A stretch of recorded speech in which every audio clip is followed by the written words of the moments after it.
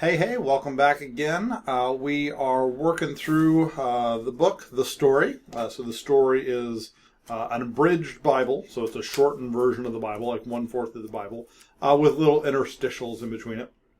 One of the goals of the story is it's great for people who it's their first time ever reading the Bible, because the Bible is kind of hard, to be honest, to like not get overwhelmed by and to actually succeed in finishing. But it's a book that you can finish that has all the same information as the Bible. It's just abridged, and some of the more confusing parts are taken out. I definitely would encourage you after you finish the story to tackle the real deal. But the story is a great way to be able to see the big picture. So this week is chapter 3 of the story, looking at Joseph. So Joseph is a very popular story. So a lot of people know the story of Joseph. Like, you kind of know what I'm going to say. It's like, oh yeah, I know Joseph, right? But it's fun to see how it fits into the big picture, which is one of the goals of the story, and just kind of see what we can learn about God and what we can learn about Joseph. The verse for today comes from Genesis. This is a very popular verse. It's usually quoted as just Genesis 50:20. And it's kind of shown in the graphic here, like, you planned this for evil, but God planned it for good, to save many lives. I went ahead and captured 19 and 20, because there's something in 19 that I really like. And so this is Joseph. He's talking to his brothers. So presumably you've read the chapter, so you know this. He's talking to his brothers. They come in after the famine, and he reveals to them who he is. And they come to him, and this is what he says to them. I think this may have been right after Jacob died. I'll have to look at the reference. But he says, "Don't be afraid. Am I in the place of God?" So it's kind of interesting that he starts with that. And I think a lot of people focus on the things he says after that. So it's like, you meant this for harm, and God intended it for good, to save many lives, which you can see today, right? So like for what's happening now. This statement kind of finished the cracking of the family, which we'll talk about here in a little bit. And so with the small group, so this is coming from a small group that they have, is what is the second half of this, the 50-20, teach you about God? And we let people answer. And so, I mean, I'd say that it means that God understands us. He knows what choices we're going to make. He gives us opportunities to make good choices, but he knows what we're going to choose, right? And in this case, he used sin to make positive things happen. And so, like, what that teaches you about God is, one, he's very creative, right? So a very creative problem solver here.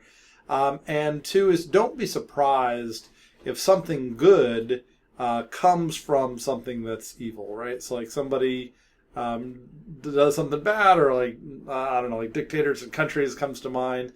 And don't be surprised at all when good things happen as a result of it, and don't like condemn them as bad because they're the result of this evil thing. So I mean, I think that's an important thing to learn about God. And then that was kind of the first question. The second question was, what does the highlighted phrase teach you about judgment, right? And so we let people answer, and a lot of really good answers. But in short, it's like, God is in charge of judgment. God is in charge of punishing, if punishing is a necessary thing. And that's not who Joseph was called to be. It's like, I'm not God. I'm not the one who's going to judge you. I'm not the one who's going to punish you. So don't be afraid. I'm not going to have your heads. That's not my role here. Joseph is all love, right? So like he's says that God intended it for good, and he's all love with the brothers. He supports them. He gives them places to live in Goshen. So he's all love, and I think that kind of says a lot about our role versus God's role when it comes to like judgment, right? Especially of others' actions. I think it's also really interesting. So like we can see these things, like because we have the Bible today. They were written, quite some time ago. Let's hear, that one would have been around 3,800 years ago, right? Other people in the Old Testament had this information too, and they could use it as well. So, for example, a much later story. So this is King David when he was talking to, I guess he's just David at the time of this, but when he's talking to King Saul, he comes into the cave and he cuts off a piece of his cloak, if you know this story, and then he confronts Saul. And says, "Hey, I didn't kill you when I could have. When you were in this cave with me, I could have totally killed you, but I didn't." And he's recorded as saying, "May the Lord judge between you and me." and may the Lord avenge the wrongs you've done, but my hand won't touch you. And I wonder if when David was in the cave and he was trying to think of what the right thing to do was, I wonder if he thought of Joseph, right? It's like, because I can see a real parallel between the two, and I wonder if he thought of Joseph there. I don't know. That's just kind of something to think about. So lots of stories in here, still lots of graphics from the internet that I don't have rights to, but I like to tell the story with images. So obviously there's Joseph's time in Canaan. There's Joseph's time at Potiphar's house. By the way, I choose to say at Potiphar. Some people pronounce it Potiphar. It just sounds weird to me. Joseph in prison. Joseph before the Pharaoh. Joseph with his brothers. The Israelites move, and then the death of Jacob and Joseph. So that's what's in chapter 3 of the story. And this really comes from Genesis 37 all the way to the end, so to Genesis 50.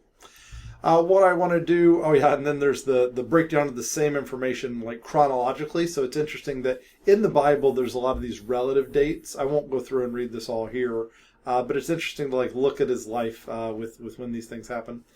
You can also try to map them to absolute dates, and we'll talk a little bit more about how that happens. But these are kind of like the predicted absolute dates that are based on the current thoughts of science at the time, right? And we'll get into all those details. Speaking of current thoughts on science at the time, can't help but just kind of talk about that a little bit.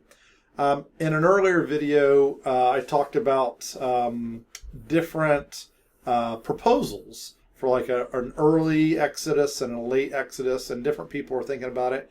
And I'll say that was based on my 1998 Holman Bible Atlas book. So they had this 2 proposals. And the 2 proposals are still kind of around today, but to be honest, most people have started to accept the timing that's here. So a lot of the timing that's the most popular proposal now is that Jacob and his family were believed to have arrived in Egypt in 1876 BC. That's not saying it's right on the money, perfectly right, but that's the proposal which is the most popular amongst historians, historians who believe, I guess, that this thing actually happened. And that doesn't mean it's right, but that just kind of is where it's at. And just to kind of share, one of the things that they use to most closely tie it is they see a fit in the bigger picture to where it's somewhere around here. And then what gives them the choice to pick that year is largely the breaking of the independence of the powerful landowners. So Egypt has this problem throughout its history where landowners will become more powerful, and then they would be as powerful as the central government. And then they have other times in their history where the central government or Pharaoh was very powerful. And it's interesting that a lot of their culture comes out of the times where the centralized government was bigger. It's just kind of interesting how that happens. So a lot of what we know of Egypt comes from the times where the centralized government was at a time of power. And so Senusret, I don't know how to say his name, the third, broke the monarchs and their independence, and he did it in a variety of ways. But a lot of people link it to Genesis 47:20. Joseph bought all the land. The Egyptians sold their fields. The famine was severe. The land became Pharaoh's. It says more in there about why should we die? Why don't you give us seeds? But that connection is one of the big ones that people choose this particular dating. I do want to kind of say that the main point is that science is dynamic. So science is based on information. So as information becomes available, you pick the best scientific theory to match it. So I'm 100% sure that Joseph's Egyptian name will be found, or will be claimed to be found. He's too famous at this point, and people know where to look. It's going to happen, right? And then you have to decide, well, did it happen because somebody claimed that it happened, or did it happen because they actually found it? And then that will likely move science a little bit, and it is entirely reasonable that the dates will change, and that'll be fine. It won't adjust, science won't adjust the message of the story. So just kind of putting that out there. But I will kind of throw out some dates that are based on this current best science proposal. Fun facts, just kind of before we get started here, there's only 2 people in the Bible, other than Jesus, that don't have anything negative written about them. This came from Dr. Tom Constable's notes. He's really interesting to listen to, so I've got a link to him down here. But Tom Constable was a pastor, and he has his lectures of everything in the Bible. You can listen to audio versions. This link goes to an audio version, chapter 37 specifically. Or you can read them. I really enjoy reading the Net Bible, and it's got Constable's notes just right there. So this came from his Constable's notes. I'm sure Joseph was human. I'm sure that there are negative things about him, but there's none actually recorded in the Bible, unless you count his younger years of making poor choices about coats, right? Other fun things, there's actually more written about Joseph than anybody else in Genesis, so he's a very important character in the story. And then the most significant one is nobody's more like Jesus than Joseph in all of the Old Testament, which that's a bold claim that's made. So really interesting person that lived like nearly 2,000 years before Jesus. So definitely somebody that we can learn from. Again, the goal of the story is to get it, I know it seems like a big book to a lot of us, is to get it small enough that we can always remember the big picture. And so people talk about the upper story and lower story. The upper story being like what God's thinking is about and going on in this plan. And where we're at right now is obviously, I don't want to say this every time, but we started with Eden and God walking with Adam and Eve. The fall, man's choice to choose sin. Man's choice to learn for himself the difference between right and wrong. Eventually that goes very badly, and we have to reset things with the flood. And then we've started again, so last week we started again with Abraham. Abraham's son is Isaac. Isaac's son is Jacob. Jacob's son is Joseph. So we're in the fourth generation of the blessed family, right? And already we've got problems, right? So we're 4 generations in, and we've got problems. So we won't dwell on problems, but we'll say a little bit about some of the problems that we've got going on. So the 4th generation, Joseph is got a lot of brothers. Some of his older brothers are Reuben, Simeon, Levi, Judah. Those were the first 4, 1, 2, 3, 4, Reuben being the oldest. And there's definitely a lot of sin that's recorded in the Bible. In fact, Genesis 37 is where Joseph starts, but Genesis 38 is like just a story specifically about Judah, and it's just kind of like about sin. I think the Bible does this very, very craftfully, in that they kind of like say, like they sell Joseph to Potiphar, and then they just kind of like break away, and they tell this story about like what's like meanwhile over in Canaan, here's what's happening. And there's a lot of sin happening with these people. So Reuben sleeps with Bilhah. That was one of the servants that had children with Jacob. So it's kind of like slept with his brother's mom, right? So not great. Levi and Simeon, they seek revenge based on Dinah. But they do it without God's command. They do it very deceitfully. They keep all the plunder. They massacre the town of Shechem, right? So like lots of problems there, and there's a whole bunch of details we could say about that story. And then Joseph chapter 38 is the soap opera of Judah, right?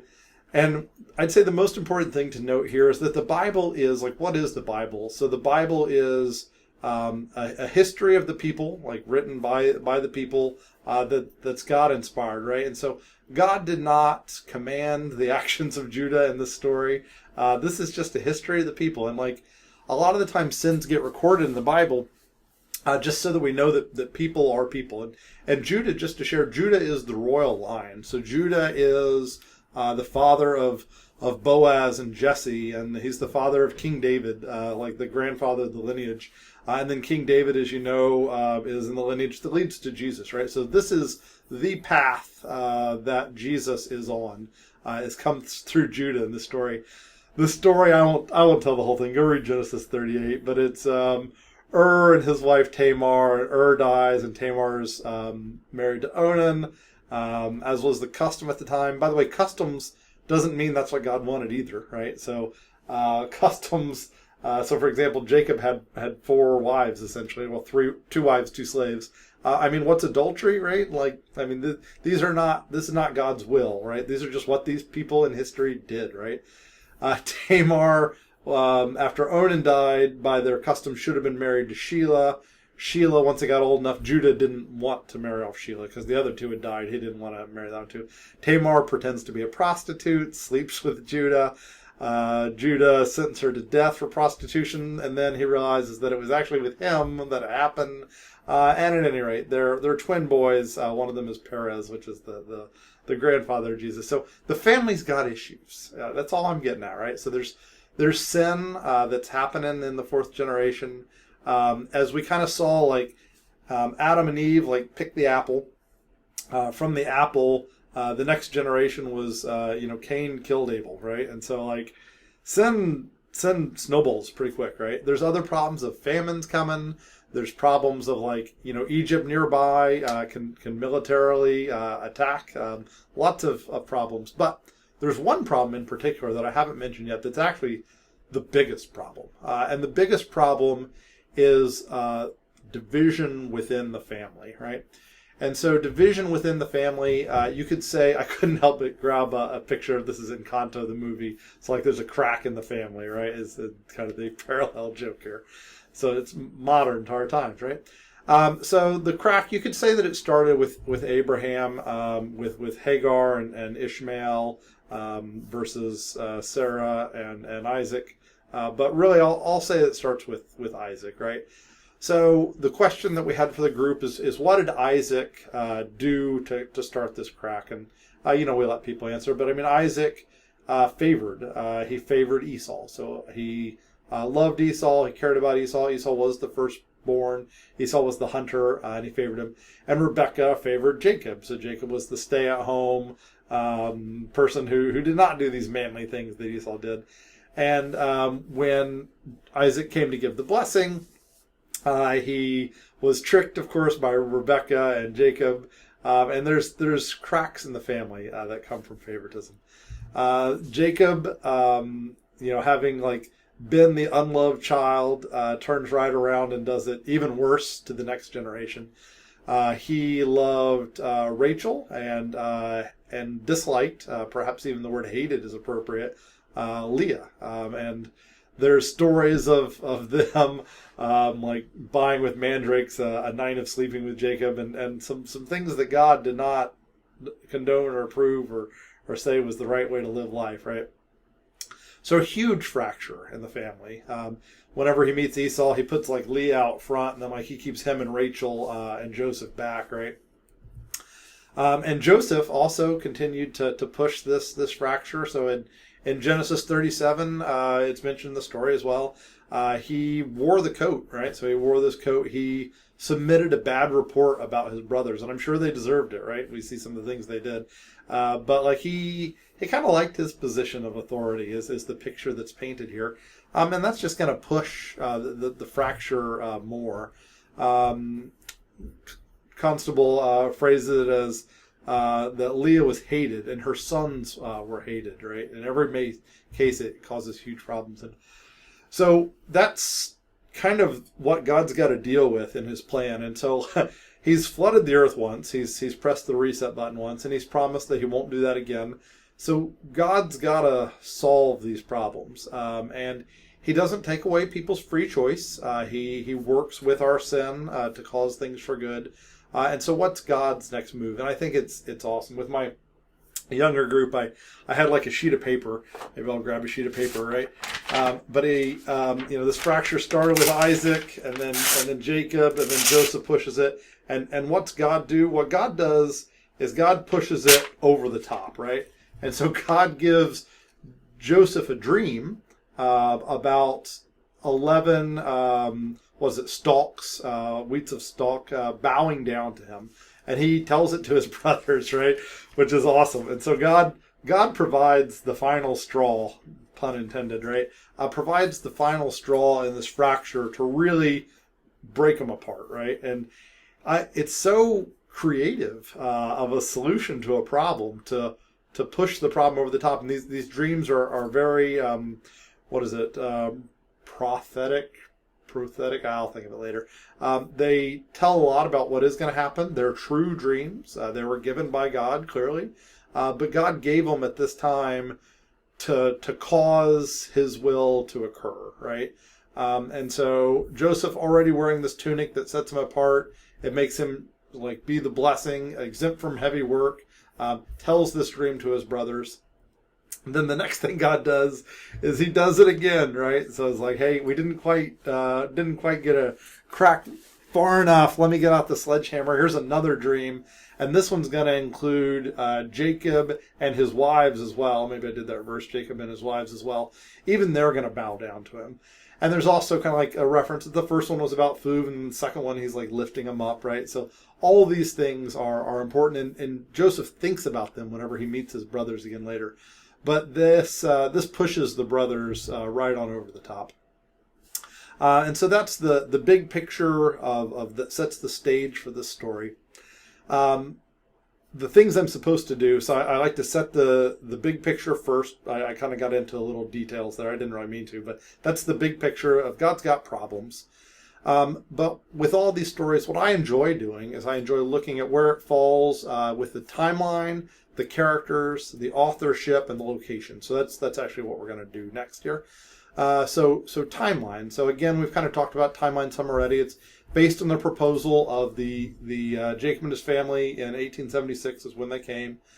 And then that makes a couple other dates fall out because we know relatively where Joseph's life happened. And now that we have one absolute data point, we can put other things around it. So Joseph was born, 1919 or so, BC, would have been at the time of this Pharaoh. Didn't know this Pharaoh, didn't speak the language, didn't know anything about Egypt, right? But that's who over there was the Pharaoh. And then at some point it became Sennacherib II. And so Joseph, the blue lines here are Joseph's life. And then the red lines are when he was in service to the Pharaoh. So it started with Sennacherib II and then on into Sennacherib III. Is kind of where we fall here. And so this is the 12th dynasty. And so the capital of Egypt at this time, I'm not going to say this one, Itj Toi. I'm not going to say that right. So that was the believed capital at the time. It moved around some, Memphis and other places. And so Sennacherib II would have been the ones who had the dreams. And then Sennacherib III would have been the one who welcomed the Israelites into Goshen and broke the powerful landowners, the nomad or nomarchs. By the way, also Sennacherib III also had military campaigns and conquered parts of Canaan. So it might have been that God got his people out just in time. There's a famine coming. There's military campaigns coming. It was time to move, people. I'm sending you not one but two dreams, right? So timeline. I do find the archaeology of these things really interesting. Here's two good articles that you can read that kind of like talk about it more. One of the things they casually say in this article is that this capital city, it was only found in 2012, right? So you can see that science has been changing like recently about these things. And it was found through satellite imagery of seeing how the river would have been at different times. And then they chose to dig there. And it's really interesting to see all these things. And it's also fun to think about like what Joseph would have experienced in his time. So for example, this is an obelisk. So this is a 65-foot tall obelisk. So this obelisk was at the entranceway to the temple to Ra, right? So worship of the god of Ra, or On, same name for different name, same god. This one was in the ancient city of On, which we call Heliopolis. And this one is at the temple where so Joseph was given an Egyptian wife. His wife was the daughter of a priest. The priest may well have worked at this temple, right? So this is like dad's job, right? So it's like, let's go visit dad's job. So he would have no doubt seen this obelisk. He would have been familiar with it. There probably were two at the temple. And it's just fun to think about like him standing there and looking up at this thing. And like you could walk there and you could stand there and you could look up at this thing too. And you could say it's like, I'm standing right where Joseph was standing, right? It may have been a couple feet higher or lower if you've studied how archaeology works. But it's just really, really interesting. And you could say the same thing about Jesus. It's crazy that, like, you know, Jesus was a person. He ate, he breathed, he pooped. And you can go walk around where Jesus walked. I just think that's super fun. Other things, of course, we got to talk about pyramids. If you're talking about Egypt, you talk about pyramids. There were a lot of pyramids that had been built by the time Joseph would have come to Egypt. Some of them were hundreds of years old, right? So like they're like old ancient pyramids. There's some in Giza. There's a bunch of other places that are pyramids. I mean, 20 some pyramids that he saw. Just to mention one of them, just to make it, I think the biggest at the time, probably still the biggest, is the Great Pyramid of Giza.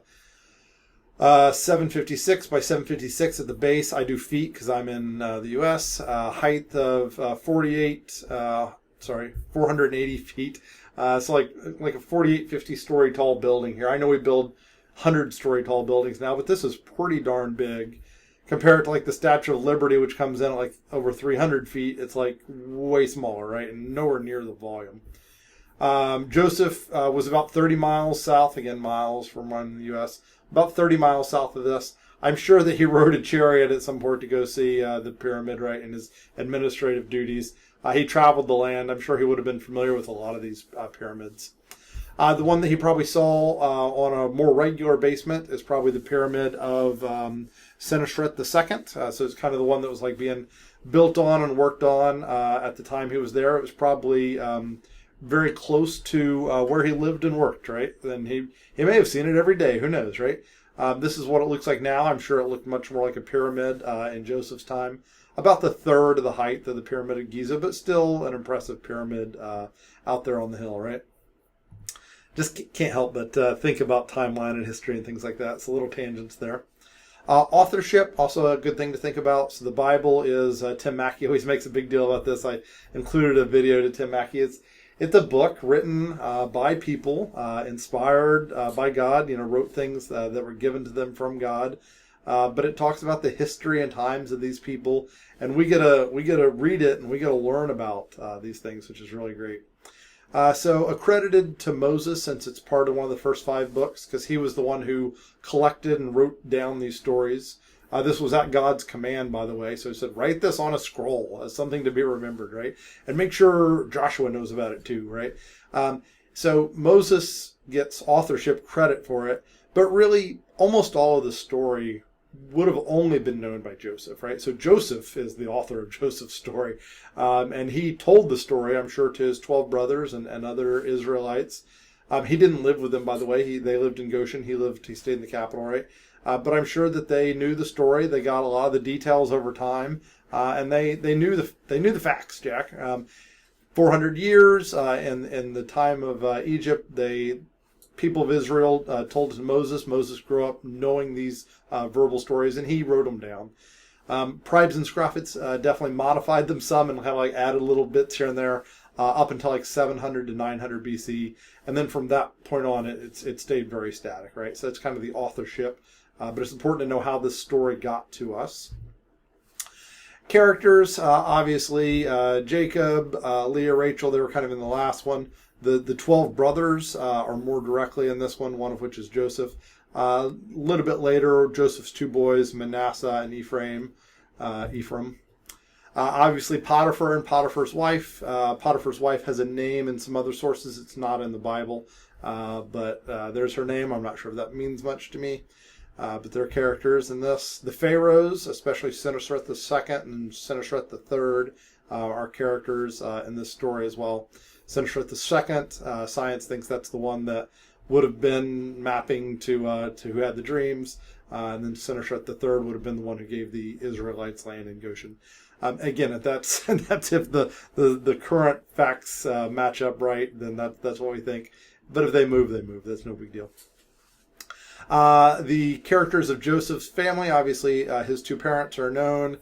This is his Egyptian name, and so his Egyptian name would have most likely been written with these Egyptian hieroglyphics. So I assure you that there are people exploring like the ruins of this town, and I'm sure that like every time somebody finds something, they're like, they have this like pattern or the 50 other derivatives of it memorized, and they're looking for it, right?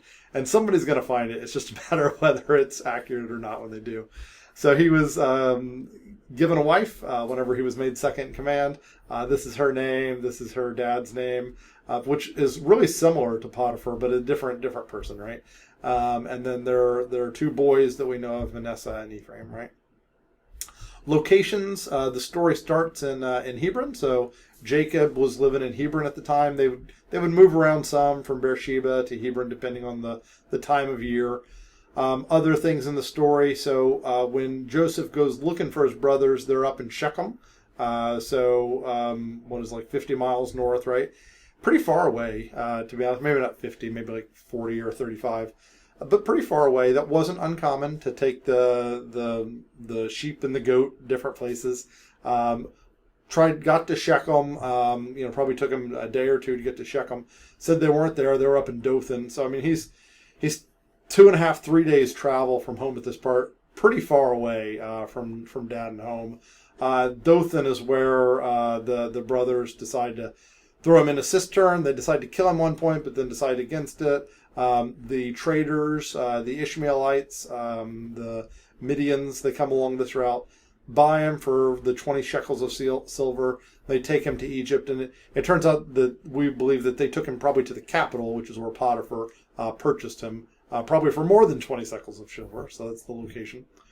Other locations, so this is the capital city at the time. Again, not going to try to say that, but it's just south of Memphis, in the area that Egypt controlled at the time.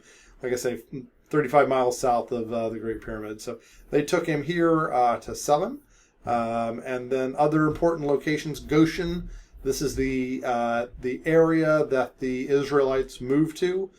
So like Joseph coached them to say that you're shepherds, right? And you want to be shepherds. So they were invited guests of Egypt. They were put in charge not just of their own flocks and herd, but also the Pharaoh's flocks and herds. And Egyptians didn't like being shepherds anyway, so it worked out kind of good, right? And so they settled, it's believed, in this city. Rowati, I think, is the guess for where it is. I'm sure there's a lot of archaeological efforts that are going into that area as well. When they were slaves, which is after this story, they provided the bricks to build up the city that would later be known as Ramesses, right? Ramesses, by the way, was like 600 years later, so it wasn't called Ramesses then. But that's kind of the locations that we're talking about. I just think it's kind of interesting to be able to get some of these places in your mind. Like, you can go visit these places, which is cool. As always, there's videos that are associated with this. We're not going to watch any of these videos now. There's like the official one that Randy makes. We're supposed to play this with our groups, but I rarely succeed in that mission. There's Maryland Church. Scott Longyear did a really nice sermon on this chapter. There's the Bible Project. That one's nice because you can watch it for like 2 minutes, right? I'm going to skip over that video, though. So there's a lot that happened in Joseph's life. There's many tests of Joseph. So like his response to being sold, his response to being in prison, his temptation by Potiphar's wife, his like confidence to give God credit when he's speaking before Pharaoh, his opportunity for revenge on his brothers. And it's similar to like progressive faith tests we see in Abraham. So drawing parallels can be good because you kind of learn more about how God works, right? So it's like small tests and challenges, bigger tests and challenges, bigger tests and challenges. Personally, I think being sold to slavery was kind of a big test. And then the sexual temptations, was a huge problem for people and our world today. And then so lots of interesting things. Can't help but make a roller coaster image out of Joseph's life, just kind of for fun, right? So started life here kind of on the left. Things went well for him overall. Got blessed with this tunic, became an important man in the family. Obviously, was Jacob's favorite. Truly important. The roller coaster goes down the hill pretty quickly. Had to travel as a slave, potentially in cuffs, probably walk behind the wagon, right? Probably walk behind the ox cart, chained, probably hand and foot, right? And I was like, who knows? Maybe they didn't chain him at all. Maybe they just had a guy with a whip there, right? But things went badly for him as a slave. Purchased by Potiphar. I'm sure Potiphar did not start off treating him very well. Joseph wouldn't have spoken the language, so Joseph was from Canaan, would have not been able to communicate, right? Certainly didn't know the culture, would have taken some time to kind of like be useful to Potiphar at all.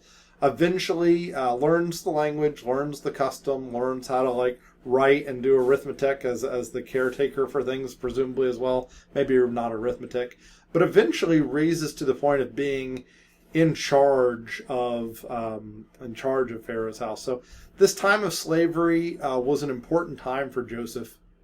Um, Mainly because like he didn't have his head on straight, I guess is one way to say it. He was not on a good path in Jacob's family. It seemed like it was going well, but it really wasn't. And slavery, while from an earthly perspective, is terrible, right? I mean, you don't get to make choices. You do what your master says. You eat what food we tell you to eat. You don't have freedom. Shaped Joseph, right? And so it shaped who he was, and he responded to it really well, right? So there were, like, I'm not going to say all positives of slavery, but a lot of positives to slavery in Joseph's life, which is really a credit to Joseph. Scott Longyear did a really nice job in his sermon on this, so give him credit for finding this. So he went and looked on the internet and found psychologists and their different theories and proposed models, and he talked about the ABC model of Albert Ellis, the ABC model, kind of saying how there's things that happen to you. There's your beliefs about what happened to you, and then how you respond. And it is just to Jacob's credit that he was sold, he was discarded, he was beaten. And how did he respond? He had greater strength than God. He came through this experience as well as you could have possibly hoped for. And so it's just so interesting. Somebody else, they would have been sold, beaten to slavery, and that's it, right? They cursed their brothers from that day forth. They want nothing but revenge. They plot their revenge, and they don't get their revenge, but that's how they spend their whole life, right? So it's just kind of really interesting. Other interesting things is, so purchased by Potiphar, successful in Potiphar's house. God was with him in all he did, and just everything that Joseph was in charge of went well, right?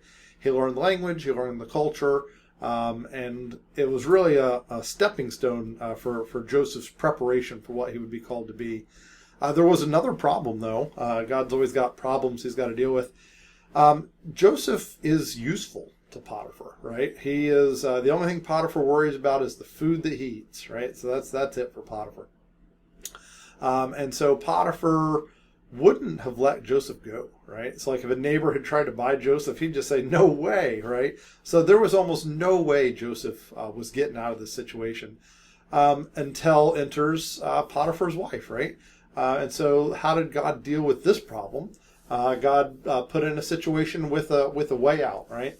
And so I think that's really interesting. And so Joseph was, of course, tempted to have sex with Potiphar's wife. I'm sure her whole job was being beautiful, right? Being attractive and seductive for her husband. Like that was her role. I'm sure she was good at it, right? And there's a temptation for Joseph, and he chooses to run away, is the word they use. And that's actually a really good lesson for us about temptation, how to deal with temptation. Purpose-Driven Life talks about this nicely. They talk about like a boat, and it's got like an autopilot going east, and how can you get it to go west, right? I don't know the directions, right? One is you can like resist it like all the time, and just fight it. Another story would be like if you're on a diet, right, and you're like trying to not eat dessert. One way is to like set the dessert next to you and just have the willpower not to do it, right? That's not usually how the Bible calls us to deal with temptation. To have better strategies than that. Run from temptation. Put that thing not in the house, right? If you have friends that are leading you astray, it's time to cut ties, right? So one of the best ways to deal with temptation is to run from it. Sometimes you can't run from your problems, but running from temptation until your heart can adjust is important. And tangents, I love tangents. Luke 10:27, love the Lord your God with all your heart, soul, strength, and mind. So your mind is figuring out what you should do. I shouldn't eat the brownie. Your strength is to do what your mind says. Not eat the brownie. And then really where an important thing happens is when your heart decides, I want to be healthy. I am no longer tempted by the brownie because I care about my health so much and put it first so much that it's not even a problem anymore. And that's where we need to be with sin and temptation as well. Is you should do all the drugs you want to do. You just don't want to do drugs. You should have sex with all the different people you want to have sex with because you don't want to, right? So you choose your monogamous relationship with your life, or you choose God's God first. Well, that's a tangent I didn't want to go into. But dealing with temptation is definitely spoken of here by Joseph. Another thing I couldn't help but mention is if Potiphar had truly thought this had happened, what would Potiphar's actual reaction been? Potiphar was the captain of the guard, right? He was in charge of the executioners. If Potiphar really thought that this had happened, like the nearest blunt object would have done just fine. Joseph would have been done, right? So Potiphar obviously didn't believe it. Someone in the group suggested, it was Mark, that this is not the first time that this has happened as well, right? It's like, that's the fifth slave I've lost in 3 years for this accusation, right? And so Potiphar didn't really believe that this was actually all truth. And he sent him to prison. Potiphar was in a position where he had to choose between this beautiful wife or this slave that's been good. He picks his wife, right? And so he has to get rid of Joseph, but he doesn't really buy it either. Sends him to prison. So be it. And almost, since we know what's going to happen, it doesn't seem that bad to us because we know where it's going. But, I mean, prison wouldn't have been any fun, right? So it's like, I miss being a slave, right? And so we can learn a lot about God from all these trials that Joseph faced. And we can learn that God gives us opportunities, and we have to choose them ourselves, to shape us and mold us, right? Now, we look at these and we can see it's like, this is all good stuff, all happy, all smiley. And then we look at life and it's less happy and smiley. But maybe a story like Joseph can be an inspiration for us. So in prison, meets the baker and the cupbearer. Presumably this is Joseph up here, and these guys, the not so happy baker, and then the talking about him cupbearer, interprets their dreams. 2 years after this moment, gets a chance to do the same for Pharaoh, and you can read the stories there. It goes well for Joseph, and he's appointed to be in charge of Egypt, of course. This meeting with Pharaoh, just to kind of like think more about how this might have gone. This is a cartoon from the storybook. It says that Joseph shaved before he went, so you can see that they chose to say that he shaved his head. And you can see that he's not meeting Pharaoh's eyes at all. So Pharaohs were like gods, right? And so like you certainly wouldn't have looked at them. You would not have used their name. It was considered holy. It was like Voldemort, right? You wouldn't say it. And the only way that you could like look up from the floor is if Pharaoh physically took your head and lifted your chin, right? And then you could look at and talk to Pharaoh. I'm sure Scott Longyear was really funny about this. I'm sure that Joseph got coached and says like, Pharaoh is the god. No matter what he says, you don't say no, right? And then Joseph walks in and the first thing he says is, I cannot do it. But God will give Pharaoh the answer he desires. And so the two big no-nos Joseph does right off the go. So definitely a lesson in, being pressured to like say certain things to certain groups of people, like when you're in a situation. And Joseph is the model of saying his beliefs as clearly and plainly as he could, gives credit to God for things. It's not him doing it.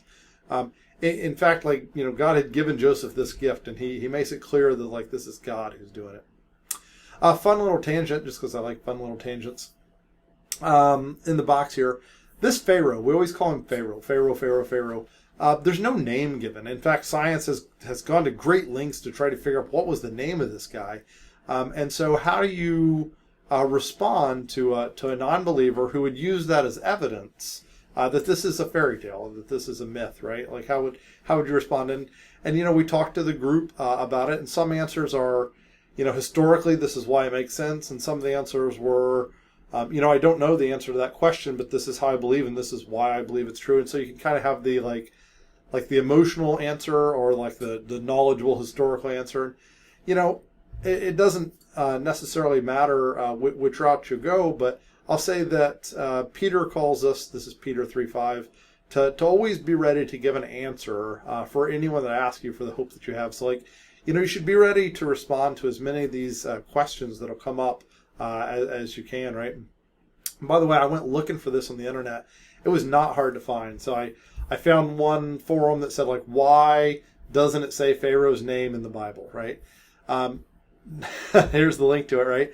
You go there and the answer, so it's like I'm a computer scientist. We use Stack Overflow a lot, so people get this reference in the room that I talk to. But people upvote when they like something, right? And so, without a doubt, the highest upvote was in a related question. Is an answer that says, I don't know about other books, but these two are pure legend. They don't say a specific pharaoh because it doesn't take place at a time. It's just a legend, right? So pharaoh just means evil, right? Second highest, much lower than the top one, right? Second highest was this: nearly all historians say there was no Exodus from Egypt as described in the Bible. And it's important to be ready to give an answer, right? Because they're not saying this because they're pissed at you, right? They're saying because that's how they feel, and so you need to have your thoughts ready about how you would respond to this, and to do it with gentleness and respect, right? Historically, you've got some evidence in history. So historically, in this time period, they wouldn't say Pharaoh either, but they would say like Horus did this or Horus did that, and they wouldn't use actual names. So it's very common to just say Pharaoh. So like Pharaoh is like, it's not quite like the presidency, like the president did this, right? But like we know the names of presidents, right? But he just was Pharaoh. Maybe a better example is like Apple and the iPhone. Like they got mad when people kept putting versions on them, so they started they really wanted it to just be called the iPhone, right? Kind of like how MacBook is just the MacBook. It's not got a generation or a name with it. It was also a little tangent there. It was also common to consider a name holy, kind of like their name was shouldn't be said, right? It's like speaking something holy. So Joseph wouldn't have told his brothers Pharaoh's name, right? Like that wouldn't have been Joseph placed to say, hey, here's Pharaoh's real name. So Joseph wouldn't have said it to anybody. And it's possible that nobody else knew, right? So they didn't know it. And the stories got passed down through the years. Even if somebody figured it out, maybe they wouldn't have known, but sure. And Moses didn't write it, right? And the other thing I'll say is that if you're trying to make up a lie, if you're trying to make something up, it's pretty easy to throw a name in there, right? So it would have actually been easy to throw a name in there. But they didn't know it. They didn't have it. There's reasons they didn't have it. It's not surprising at all that it wasn't listed, right? Is what I would say. So maybe I should go on these forums and post my response, but I don't think people would listen, right? All right, so that's kind of the end of what we talked about there. We'll kind of wrap things up with Joseph was a huge part of God's story. And so he played a role, and it was to his delight to play this role in God's story. The story is not over, so you should probably think about how you could play your role in God's story. So we asked this of the group, and we had some good answers. And I'll say that a couple of the answers, I'll kind of tell my answer too, were, we were called to be thoughtful, we were called to be holy, we were called to be God's representatives in the world. I have got a verse here of workers in the field. And that doesn't necessarily mean that you should force some action. That doesn't mean you should go become a missionary unless you're called to do such a thing. But, you should live your life as an example of a Christian, right? It's kind of what we're called to do. I told the story of, so Phil Vischer, I've told this story before. He started a company. His goal was to be big. He was a Christian and he wanted to bring the Bible to kids was his goal. And he phrased himself as his goal was to be the Christian Walt Disney, right? Is I think the phrase that he used. And it didn't go well, right? It didn't work out. He had lots of animators, lots of infrastructure, lots of bills, and then his company went under, right? And so that company didn't work out. Not dissuaded, dissuaded some, I'm sure. Kept trying to do God's will. He named his newer company, he calls his newer company Jellyfish, or some Jellyfish Labs or something like that. But the jellyfish is his inspiration because a jellyfish can't move in the water, right? A jellyfish gets moved and goes where the water takes the jellyfish. And so that's kind of how he sees his role. And so he's done a lot of great things, has a lot of good works out there that you should check out. But I just thought that was interesting. So when it comes to trying to play your role in God's story, I'd say don't force it, but definitely try to always be mindful and to listen for how you can play your role. I'm not saying that any of us are going to be Josephs, But being part of the story is a big thing. Lots of other discussion questions here. As always, the video has gotten extremely long and won't go through them. If you do want to, you can kind of think through some of these things and see if you can come up with answers to some of them. Many of them we've kind of done in going through this, but that's kind of it for this week. All right, thanks for joining us for Chapter 3. So at the end of this, the Israelites have moved into Egypt. It talks about how the direct family had 70 people in it, plus some number of slaves and things like that with them. But they move in with 70. They're invited guests at this point. They are now the shepherds for their own flocks and herds, if they brought any with them, and also Pharaoh's, more importantly, flocks and herds. And the family that comes in with 70 is going to grow to 1 million plus in a few centuries, right? So 4 centuries here. So currently a good time in God's plan, a time of safety, a time of multiplication for sure, and a time of slavery. So don't have freedom, but they're currently safe under Egyptian rule, which is an interesting place for them to be at the moment. So come back next week. We're going to do Chapter 4. So get the story out. I believe it's called Deliverance. So we're going to see some things about Moses in there, I'm sure. And we look forward to discussing it with you then. All right. Thanks so much. Bye.